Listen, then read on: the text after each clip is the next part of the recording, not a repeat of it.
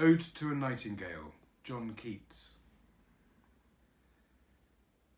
My heart aches, and a drowsy numbness pains my sense, as though of hemlock I had drunk, or emptied some dull opiate to the drains 1 minute past, and lethe woods had sunk. 'Tis not through envy of thy happy lot, but being too happy in thine happiness, that thou, light-winged dryad of the trees, in some melodious plot of beechen green and shadows numberless, singest of summer in full-throated ease.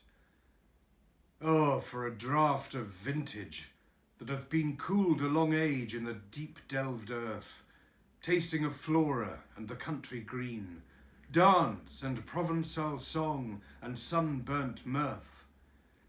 Oh, for a beaker full of the warm south, full of the true, the blushful Hippocrene, with beaded bubbles winking at the brim and purple-stained mouth, that I might drink and leave the world unseen, and with thee fade away into the forest dim.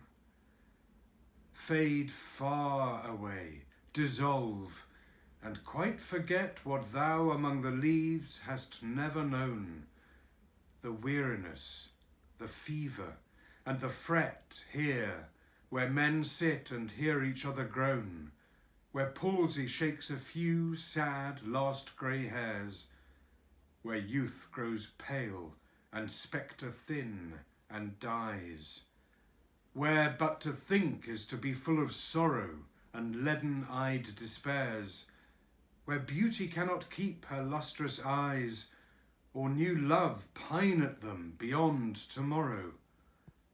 Away, away, for I will fly to thee, not charioted by Bacchus and his pards, but on the viewless wings of poesy, though the dull brain perplexes and retards. Already with thee, tender is the night, and happily the queen moon is on her throne, clustered around by all her starry fays. But here there is no light, save what from heaven is with the breezes blown through verdurous glooms and winding mossy ways.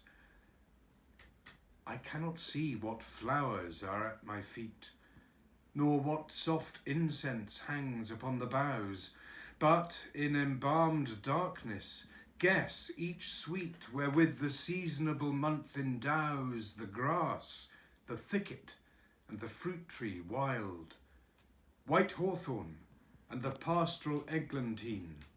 Fast fading violets covered up the leaves, and mid-May's eldest child, the coming musk rose, full of dewy wine, the murmurous haunt of flies on summer eves. Darkling I listen, and for many a time I have been half in love with easeful death, called him soft names in many a mused rhyme, to take into the air my quiet breath. Now more than ever seems it rich to die, to cease upon the midnight with no pain, while thou art pouring forth thy soul abroad in such an ecstasy. Still wouldst thou sing, and I have ears in vain, to thy high requiem become a sod. Thou wast not born for death, immortal bird. No hungry generations tread thee down. The voice I hear this passing night was heard in ancient days by emperor and clown. Perhaps the self-same song that found a path through the sad heart of Ruth, when, sick for home, she stood in tears amid the alien corn.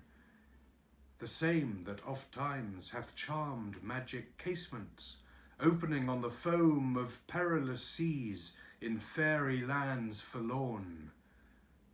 Forlorn. The very word is like a bell to toll me back from thee to my sole self. Adieu.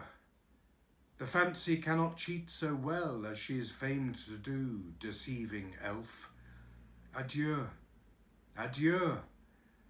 Thy plaintive anthem fades past the near meadows, over the still stream, up the hillside, and now 'tis buried deep in the next valley glades.